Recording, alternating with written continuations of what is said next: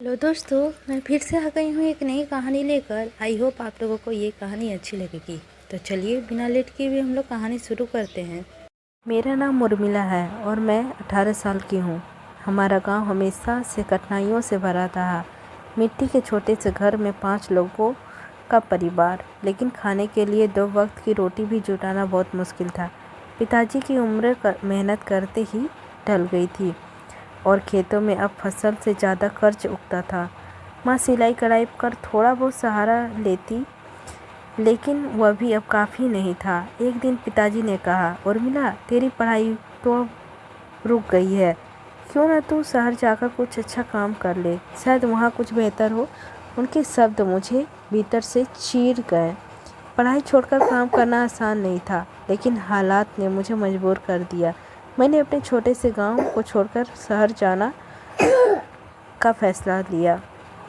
सुबह का सूरज गांव में जब उठता था तो हर चीज़ एक नई सुकून होता था। लेकिन सुबह होते ही पहली बार लगा कि यहाँ सूरज भी दौड़ रहा है। भीड़, गाड़ियाँ, ऊंची ऊंची इमारतें, शहर की दुनिया मेरे लिए अजनबी थी। मन में डर था, लेकिन साथ में एक उम्मीद भी थी। शायद यहाँ से कुछ हो, मेरी ज़िंदगी की नई शुरुआत होगी। पहले दिन ही मैं एक ढाबे पर गई। सोचा कि बर्तन धोने का काम मिल जाएगा, लेकिन मालिक ने मुझे देखा और कहा, यहाँ तो लड़कों को भी काम देने के लिए लाइन लगना पड़ता है, लड़कियों को क्या काम। उसकी बात ने मुझे अंदर से झंझोर दिया। उसके बाद मैंने कई दुकानों और घरों के दरवाज़ा खटखटाए। कोई कहता काम वाली तो पहले से ही है, तो कोई मुझे ऊपर से नीचे तक देखकर मना कर देता। किसी ने तो कहा तो बहुत छोटी है, तुझे कौन काम देगा। दिन भर की भागदौड़ के बाद मैं थककर एक पार्क के कोने पर बैठ गई। पेट में भूख थी, आंखों में आंसू, एक दिल में अजीब सा बेचैनी। मैंने अपना बासी रोटी का टुकड़ा निकाला और खाने लगी। तभी पास में बैठे एक बुजुर्ग ने पूछा, बेटी कहाँ से लाई हो। मैंने उन्हें अपनी कहानी सुनाई। उनकी आंखों में दया थी, लेकिन उन्होंने सिर्फ इतना कहा, हिम्मत मत हारना, शहर कठिन है पर कोशिश करने वालों के नहीं हारते हैं। और उनकी बात से थोड़ी हिम्मत मिली और मैंने तय किया कि चाहे जितनी भी मुश्किल आए, मैं हार नहीं मानूंगी। अगले दिन मैं फिर सुबह सुबह काम की तलाश में निकल पड़ी। इस बार मैंने सोच लिया कि किसी बड़े घर की नौकरी करूंगी, वहाँ शायद ज़्यादा चांस होगी। मैं कई घरों में गई, लेकिन हर जगह खाली ही हाथ लौट आई। कहीं कहीं तो मुझे ऐसे देखा गया जैसे कोई भीख मांगने आई हो। यह सब मेरे लिए आत्मसम्मान को भी चोट पहुंचा रही थी, लेकिन मेरे पास और कोई रास्ता नहीं था। शाम होते होते एक सुनसान सड़क पर पहुंच गई। वहाँ एक बड़ा सा घर था, जिसकी दीवारें सफ़ेद रंग की थी और गेट के पास एक बड़ी बूढ़ी महिला बैठी थी। मैंने सोचा, यहाँ पूछने में क्या नुकसान है। मैं उनके पास गई और विनम्रता से पूछी, मुझे काम का सख्त ज़रूरत है, क्या आपके घर में कोई काम हो सकता है। उन्होंने मुझे ऊपर से नीचे देखा और कहा, अंदर आओ, बात करते हैं। उनके शब्द मेरे लिए राहत की तरह थे। बूढ़ी महिला ने मुझे अपने घर का भीतर बुलाया। अंदर बड़ा और सुंदर था, उतना ही सन्नाटा उसमें पसरा हुआ था। वो मुझे रसोई की तरफ ले गई और बोली, तुम्हें खाना बनाना, बर्तन साफ करना और खाने की सफाई से घर की साफ सुथरा करना, बदले में मैं तुम्हें 800 रुपये महीने दूंगी। खाना यहीं मिल जाएगा, रहने की जगह भी दे दूंगी। उनकी बातें सुन के मेरे मन में एक उबाल आया। 800 रुपये, इतने कम पैसों में तो मैं अपने घर क्या भेजूंगी। मैंने धीरे से कहा, माँ जी, क्या तनख्वाह थोड़ी और बढ़ जाएगी। मेरी परिवार बहुत मुश्किल में है। उनकी आंखों में कठोरता आ गई। उन्होंने, तुम्हारी उम्र, अभी बच्चे हैं, 500 रुपये में भी काम कर लेते हैं। अगर काम करना है तो यही शर्तें हैं, नहीं तो जाओ। यह सुन के मैं पैर ठिठक गए। उनके घर से बाहर निकलते हुए मेरी आंखों नम हो गई। क्या मेहनत की कोई कद्र नहीं है। क्या हर गरीब की मजबूरी का फ़ायदा उठाया जाएगा। सड़क पर चलते हुए मैंने सोचा, अब क्या करूं। भूख और थकावट से मेरे पैर जवाब दे रहे थे, लेकिन दिल अब भी हार मानने को तैयार नहीं था। तभी मुझे अपनी सहेली रेखा का ख्याल आया। रेखा जो पहले गांव में थी और कुछ महीने पहले इसी शहर में काम करने आई थी।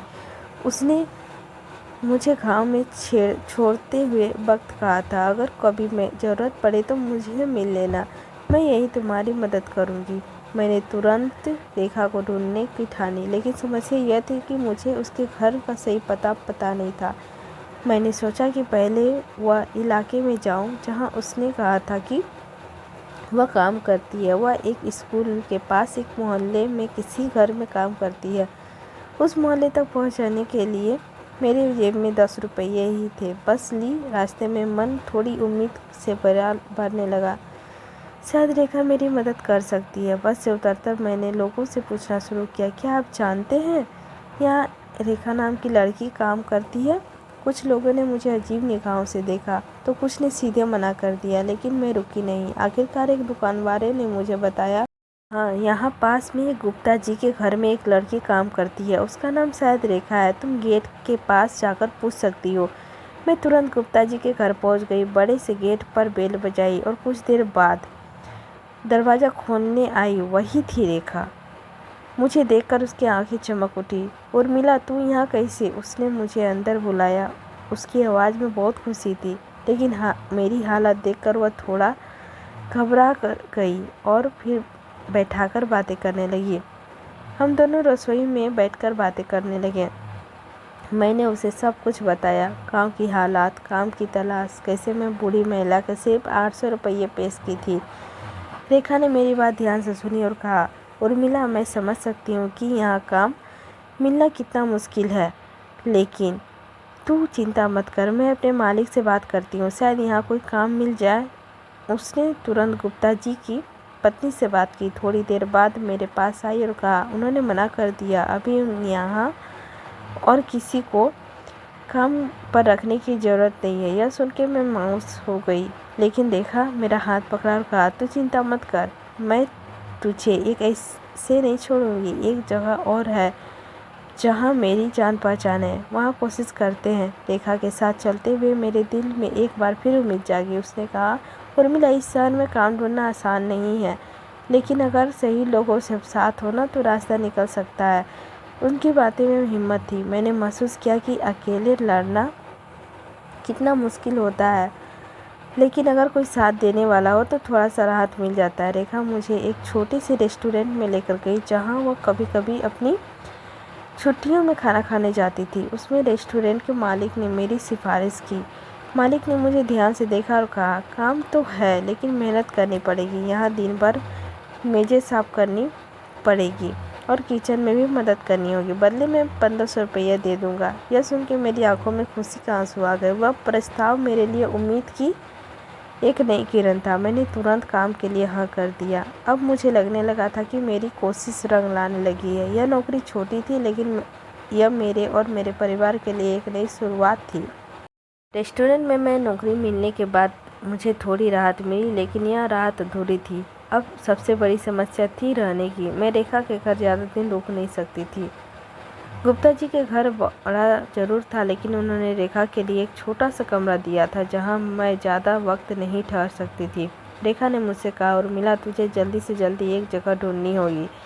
यहाँ रहने की समस्या सबसे बड़ी है, लेकिन मैं तेरे साथ दूंगी। अगले दिन मैंने अपनी ड्यूटी खत्म की और रेखा के साथ रहने की जगह ढूंढने निकली। शहर में हर तरफ बड़े बड़े मकान और फ्लैट थे, लेकिन किराया सुनते ही मेरे होश उड़ जाते थे। हर जगह पर किराया 3000 से 5000 रुपये महीने मांग रहे थे। मेरे पास इतने पैसे नहीं थे कि मैंने सोचा किसी सस्ते इलाके में जाऊंगी जहां मजदूर और काम कर रहते होंगे।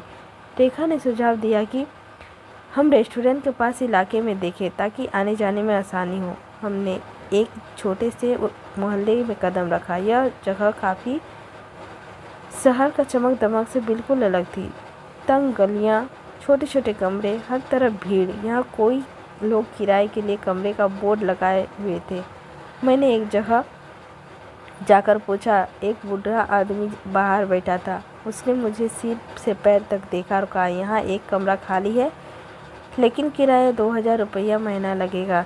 एडवांस के तौर पे हर एक महीना अभी देना होगा। 2000 रुपये सुनते ही मेरा दिल धड़क गया। मेरे पास कुल जमा 500 रुपये थे, जो मेरे गांव में आते वक्त बचाए थे। मैंने धीरे से कहा, क्या आप थोड़ा कम कर सकते हैं? मैं अभी काम शुरू कर रही हूँ। लेकिन बूढ़ा आदमी ने सख्ती से कहा, यहाँ कमरों में बहुत मांग है, अगर तुम नहीं ले सकती तो कोई और ले लेगा। यह सुनकर मैं मायूस हो गई। रेखा ने मेरा हाथ पकड़ा और कहा, उर्मिला चल यहाँ से, दूसरी जगह देखते हैं, कुछ ना कुछ तो मिल ही जाएगा। हम आगे बढ़े। हर जगह हालात एक जैसे थे। कोई किराया नहीं दे रहा था और दे भी रहा था तो ज़्यादा मांग रहा था। कोई एडवांस में पैसे चाहता। शाम ढलने लगी थी और मेरी हिम्मत टूट रही थी। मैंने रेखा को कहा, शायद मुझे कुछ दिन और तेरे साथ रहना होगा। रेखा ने मुझे ठाठस बताई और उर्मिला तुम चिंता मत कर, तुझे यहाँ ज़रूर एक जगह मिलेगा, बस थोड़ा धैर्य रख। हम एक आखिरी कोशिश के लगे थे। यह एक पुरानी इमारत थी जिसकी दीवारें जर्जर हो चुकी थी। इमारत की गेट पर एक महिला खड़ी थी जो किराए के कमरे में बोर्ड लगाए हुए थी। मैंने पूछा, यहाँ कमरा खाली है क्या? उन्होंने जवाब दिया, हाँ है, लेकिन यहाँ सिर्फ लड़कियों को ही किराए पर रखा जाता है। किराया 1000 रुपये महीना है और एडवांस में 500 रुपये देने होंगे। यह सुन के मेरे आंखों का उम्मीद चमक आया और यह मेरी क्षमता के भीतर था। मैंने तुरंत कहा, ये कमरा लेना चाहती हूँ, लेकिन क्या आप मुझे 1 हफ्ते समय दे सकती हैं क्या, बाकी पैसे देने के लिए? वह महिला कुछ देर चुप रही और फिर बोली, ठीक है, तुम ईमानदार लगती हो, लेकिन समय के पैसे दे देना। मैंने अपने पास 500 रुपये उन्हें दे दिए और उन्होंने मुझे कमरा दिखाया। यह एक छोटा सा कमरा था जिसमें सिर्फ एक खाट और एक छोटी सी मेज़ थी। दीवारें पुरानी और फीकी थी, लेकिन मेरे लिए एक आश्रय था। यहाँ से रेस्टोरेंट ज़्यादा दूर नहीं था। मैंने महिला को धन्यवाद किया और कमरे में जाकर बैठ गई। रेखा ने मेरी तरफ देखा और मुस्कुराते हुए कहा, देख, मैंने कहा था ना, तुझे जगह ज़रूर मिलेगी। अब यह तेरा घर है। इसकी बात सुनकर मेरी आंखों में आंसू आ गए। मैंने उसे गले लगाया और कहा, रेखा, तेरी मदद के बिना मैं यहाँ कुछ भी नहीं कर सकती थी। तेरा ये एहसान मैं कभी नहीं भूलूंगी। उस रात मैंने अपने छोटे से कमरे में बैठकर सोचा कि यह जगह भले ही बहुत साधारण है, लेकिन यह मेहनत का पहला कदम है। मुझे यकीन था कि यहीं से मेरी ज़िंदगी का एक नई रास्ते में बढ़ेगी।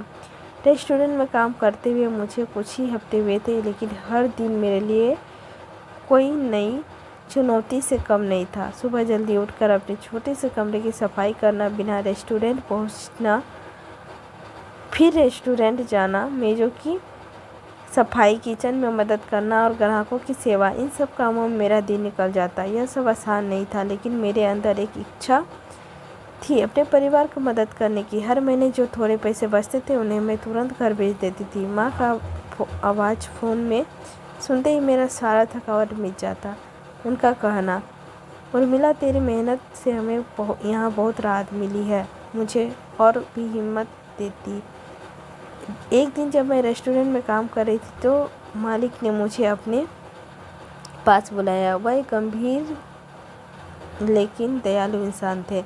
उनका नाम श्यामलाल था। उन्होंने मेरी तरफ देखते हुए कहा, उर्मिला, मैं तुमसे कुछ बात करना चाहता हूँ। तू यहाँ बहुत ईमानदारी और मेहनत से काम करती है, यह देख कर मुझे बहुत अच्छा लगा, लेकिन मुझे अच्छा लगता है कि तू बेहतर कर सकती है। उसकी बात सुनकर मैं थोड़ी चौकन्नी हो गई। मैंने धीरे से पूछा, क्या हुआ मालिक, क्या मैं अपने काम में कोई गलती कर रही हूँ? उन्होंने मुस्कुराकर कहा, बिल्कुल नहीं, तूने तो मेरी उम्मीद से भी ज़्यादा अच्छा काम किया है। दरअसल मैं तेरे लिए एक बेहतर काम का बात कर रहा था। मेरे दोस्त का ऑफिस है, वह एक बड़ी कंपनी का मैनेजर है और अभी उन्हें किसी भरोसेमंद लड़की की ज़रूरत है। अगर तू चाहे तो तेरे लिए बात कर सकता हूँ। उनकी बात सुनकर मेरे दिल में तेज़ी से धड़कने लगा। क्या यह सच था? क्या मुझे रेस्टोरेंट से निकलकर एक ऑफिस में काम मिलने का मौका मिल रहा है? अगर आप मेरे लिए ऐसा कुछ कर सकते हैं तो मैं ज़रूर तैयार हूँ, लेकिन क्या मैं इस काबिल हूँ? मैंने ऑफिस में काम नहीं किया है। श्यामलाल ने मुझे हौसला देते हुए कहा, उर्मिला, मैं तुझे जितने दिन से देख रहा हूँ, मुझे यकीन है कि तू मेहनत कर, ईमानदारी से कुछ भी कर सकती है। वहाँ काम मुश्किल नहीं है, थोड़ा सीखने में समय लगेगा, लेकिन तू कर लेगी, बस तुझे थोड़ी हिम्मत रखनी होगी। अगले ही दिन उन्होंने अपने दोस्तों के साथ फ़ोन किया और मेरे बारे में बताया। शाम तक मुझे जवाब मिल गया। मुझे इंटरव्यू के लिए बुलाया गया। यह मेरे लिए किसी सपने से कम नहीं था। मैंने कभी भी इंटरव्यू नहीं दिया था, सोचा ही नहीं था कि मुझे एक ऑफिस में काम करने का मौका मिलेगा। रेखा ने मेरी खुशी देखकर कहा, उर्मिला, यह तेरे लिए बहुत बड़ा मौका है, इसे हाथ से नहीं जाने देना। अगली सुबह जब मैं जल्दी उठी और अपने पास के सबसे साफ साड़ी पहनकर ऑफिस के लिए निकल पड़ी। वह ऑफिस रेस्टोरेंट से कुछ ही दूर में था, लेकिन वहाँ की चमचमाती बिल्डिंग देखकर थोड़ी घबरा गई। क्या मैं यहाँ फिट हो पाऊँगी? मैंने अपने अंदर की घबराहट को दबाया और अंदर चली गई। श्यामलाल के दोस्त, जिनका नाम अनिल था, वह मेरा स्वागत किया। वह मुझसे बहुत विनम्रता से बात कर रहे थे। उन्होंने पूछा, उर्मिला, तुम्हें ऑफिस में काम करने का अनुभव नहीं है? मैंने ईमानदारी से जवाब दिया, नहीं, लेकिन मैं सीखने के लिए तैयार हूँ। मैं मेहनत से काम करना चाहती हूँ। उन्होंने मेरी बात ध्यान से सुनी और बोले, यहाँ काम बहुत मुश्किल है। तुम्हें ऑफिस की साफ सफाई का ध्यान रखना होगा, चाय पानी लाना होगा और कभी कभी फाइलें इधर उधर करनी पड़ सकती है। अगर तुम्हें कोई परेशानी हो तो मुझसे पूछ सकती हो। उन्होंने मुझे अगले दिन से ही काम पे आने के लिए कहा। खुशी के आंसू रुक ही नहीं रहे थे। मैंने उनके पैर छूते हुए धन्यवाद दिया। उन्होंने मुझे रोकते हुए कहा, यहाँ ऐसा करने की ज़रूरत नहीं है, बस अपना काम ईमानदारी से करना। जब मैं रेखा के पास वापस गई और उसे खुशखबरी सुनाई तो उसने मुझे गले से लगा दिया। उसने कहा, उर्मिला, यह सिर्फ शुरुआत है, तू एक दिन बहुत आगे जाएगी। मैं जानती थी। उस रात मैं अपने छोटे से कमरे पे बैठी और भगवान को धन्यवाद किया। यह एक नया अवसर था, एक नई उम्मीद। मैंने खुद से वादा किया, मैं इस मौके का पूरा फ़ायदा उठाऊंगी। अगले दिन मैं पूरी आत्मविश्वास के साथ ऑफिस पहुंची। अब मेरी ज़िंदगी एक नए मोड़ पर थी। मैं रेस्टोरेंट से ऑफिस की तरफ बढ़ी चुकी थी। यह बदलाव मेरी मेहनत और उम्मीद का परिणाम था। मेरे मन में एक नई ऊर्जा थी और मैं अपने परिवार के लिए बेहतर भविष्य बनाने के लिए सोच रही थी। ऑफिस में मेरा पहला दिन बेहद खास था। मैं थोड़ी घबराई हुई थी, लेकिन अनिल सर की बातें मुझे उनके निर्देशों को मुझे सहज महसूस कराया। सुबह ही से मैं अपनी जिम्मेवारियों में जुट गई। फाइलें संभालना, मेज साफ करना, चाय पानी लाना। ऑफिस का माहौल रेस्टोरेंट से बिल्कुल अलग था। यहाँ हर चीज़ सटीक और व्यवस्थित था। काम करते हुए मैंने महसूस किया कि लोग मुझे ध्यान से देख रहे थे। शायद इसीलिए मैं नई थी। मैंने उनकी नज़रों में नज़रअंदाज करते हुए अपने कामों पर ध्यान दिया। दोपहर के समय अनिल सर मुझे अपने बॉस के केबिन में ले गए। वह मुझे उनसे मिलवाया चाहते थे। उनके बॉस का नाम सिद्धार्थ था। वह एक प्रभावशाली व्यक्तित्व थे, जिनकी उम्र लगभग 40 साल होंगे। जब मैं पहली बार उन्हें देखा तो उनकी शख्सियत और आत्मविश्वास ने मुझे प्रभावित किया। सिद्धार्थ ने मुझे देखा और मुस्कुराते हुए कहा कि तुम नई लड़की हो, अनिल ने तुम्हारे बारे में बताया था। उनकी आवाज़ में एक अजीब सा आकर्षण था। मैंने सिर झुकाकर जवाब दिया, जी हाँ। उन्होंने कुछ ही देर तक मुझे गौर से देखा। उनकी नज़रें एक अजीब सी भाव था जिसे समझ नहीं पाई। सिद्धार्थ ने अनिल से कहा, यह लड़की ईमानदारी और मेहनती लगती है, इसे काम की बारीकियां समझाओ और हाँ, इसे यहाँ आराम महसूस होना चाहिए। अनिल सर ने हामी भरी और हम वहाँ से बाहर आ गए। दिन भर मैंने अपना काम पूरी निष्ठा से किया। ऑफिस से दूसरे लोग भी मेरे साथ सहज हो रहे थे, लेकिन मुझे इतना महसूस हो रहा था कि सिद्धार्थ सर पर नज़रें मुझे बार बार टिक जाता था। कभी वह किसी बहाने से बाहर आकर मुझे देखते तो कभी मीटिंग रूम में शीशे के पीछे से मेरी तरफ देखते रहते। मुझे यह सब थोड़ा अजीब लगा। मैंने इसे नज़रअंदाज करने की कोशिश की। अगले कुछ ही दिनों में सिद्धार्थ सर का रवैया मेरे प्रति बहुत ही बदला हुआ था। वह छोटी छोटी बातों में मेरी तरफ आते। एक दिन जब मैं केबिन के फाइलें देने जा रही थी तो उन्होंने कहा, उर्मिला, तुम्हारा बहुत सुंदर हो, तुम बहुत ही खूबसूरत हो। उनकी यह बात मुझे अच्छी नहीं लगी। मैंने सिर झुका लिया, चुपचाप बाहर आ गई। और जब मैं रेखा के पास गई तो उससे यह बात साझा किया। उसने हंसते हुए कहा, उर्मिला, तुझे पता है ना तू कितनी सुंदर है। तेरी सादगी और मेहनत दोनों ही किसी को भी आकर्षित कर देता है। लेकिन तुझे ध्यान रखना चाहिए कि शहर है, यहाँ के लोगों नियत परखने में गलती मत करना। उनकी बातों ने मुझे सोचने पर मजबूर कर दिया। क्या सिद्धार्थ सर का व्यवहार मेरे प्रति सिर्फ दोस्ताना था या इसके पीछे कुछ और बात था? एक दिन सिद्धार्थ सर ने मुझे अपने केबिन में बुलाया और कहा, उर्मिला, तुम यहाँ नहीं हो, लेकिन तुम्हारी मेहनत और ईमानदारी मुझे बहुत पसंद आई है। मैं चाहता हूँ कि तुम जल्दी से ही बड़े काम संभालो। तुम्हें फाइल मैनेजमेंट और रिपोर्टर्स का ट्रेनिंग दी जाएगी। उनकी बात सुन के मैं खुशी हुई। मैंने सोचा कि यहाँ पर एक अच्छा अवसर है, लेकिन यह लगातार तारीफें मुझ पर थोड़ा असहज भी महसूस कर रहा था। उस वक्त बीतने के बाद सिद्धार्थ सर ने मुझसे बात करने के बहाने ढूंढना शुरू कर दिए। कभी चाय के लिए बुलाते तो कभी फाइलें के लिए पूछने के लिए।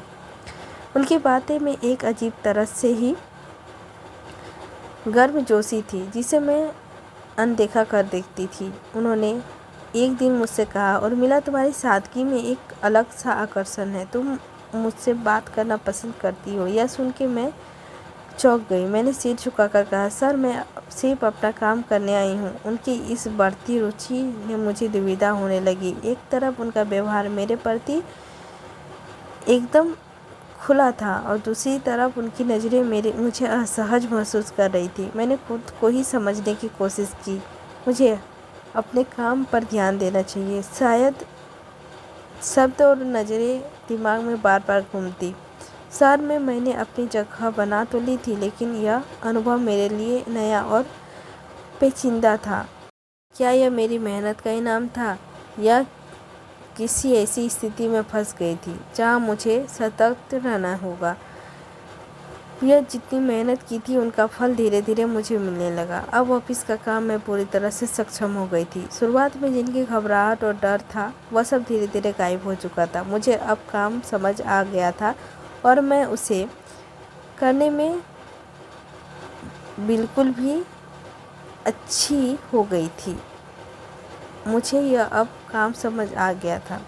आत्मविश्वास के साथ करने लगी थी। रिपोर्टर्स बनना, मीटिंग्स का हिस्सा लेना, फाइलों का प्रबंधन, यह सब मेरे लिए समान हो चुका था। एक दिन जब मैं अपने टेक्स्ट पर काम कर रही थी, मुझे सिद्धार्थ सर ने अपने केबिन में बुलाया। मुझे पहले लगा कि कुछ छोटी मोटी गलतियाँ होगी, लेकिन जब मुझे उसके पास पहुंची तो मुझे महसूस हुआ कि वह कुछ और ही था। उर्मिला, तुम्हारी मेहनत और काम के प्रति समर्पण में बहुत प्रभावित हूँ, सिद्धार्थ सर ने कहा। उनका चेहरा गंभीर था, लेकिन उनकी आवाज़ एक गर्मजोशी थी।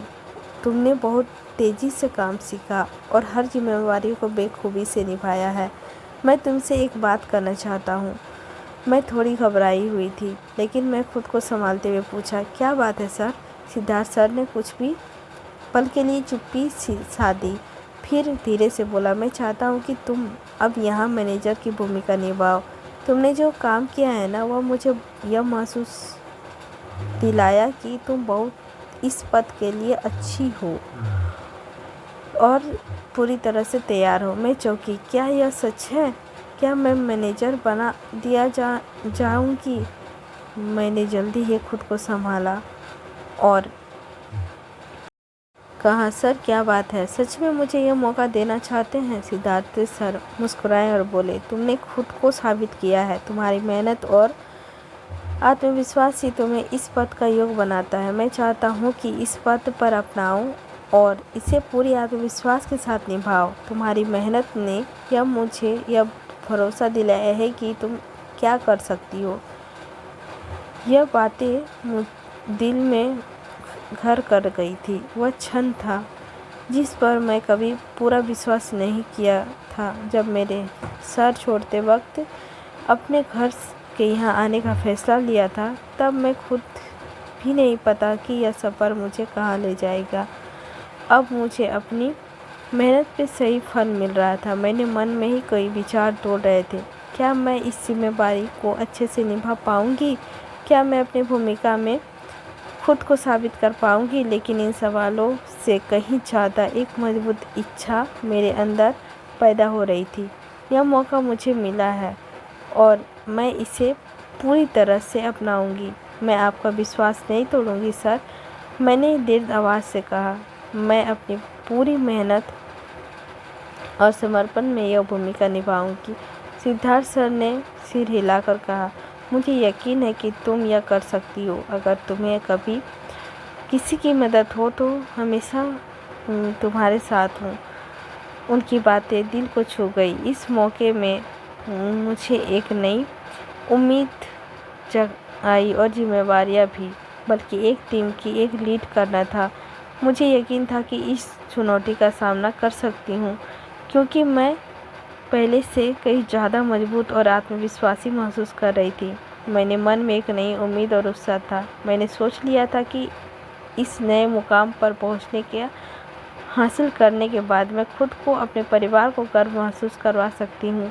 1 साल बीत चुका था। 1 साल में मैंने कितनी सारी चीज़ें सीखी है। उस समय मुझे न सिर्फ अपनों काम में महारत हासिल हुई, बल्कि मैंने खुद में एक नई रूप में देखा। मेरी जिम्मेवारियां बढ़ चुकी थी और मैं उन सब पर खरा उतरी।